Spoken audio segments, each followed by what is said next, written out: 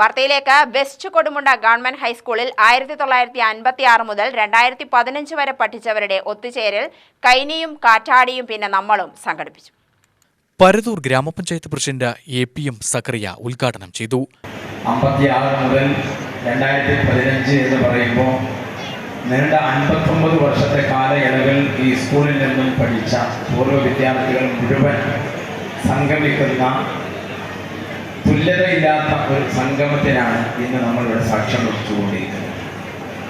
ഈ സംഗമം സംഘടിപ്പിക്കുന്നതിന് വേണ്ടി ഇതിൻ്റെ PTA കമ്മിറ്റിയും അതുപോലെ തന്നെ SMC അംഗങ്ങളും അധ്യാപകരും അതുപോലെ തന്നെ ഒരുപാട് പൂർവ്വ വിദ്യാർത്ഥികളും ആഴ്ചകളോളം കഠിന പ്രയത്നത്തിലൂടെയാണ് ഈ ഒരു സംഗമം ഇവിടെ സംഘടിപ്പിച്ചിട്ടുള്ളത്. 56 മുതൽ 59 വർഷം നീണ്ടു നിന്ന സ്കൂളിലെ ഓരോ ബാച്ചുകളെയും കണ്ടെത്തി ഇവിടെ അണിനിരത്തുക എന്നുള്ളത് ചെറിയ ഒരു വിഷയമല്ല, വലിയ ഒരു വിഷയം തന്നെയാണ്.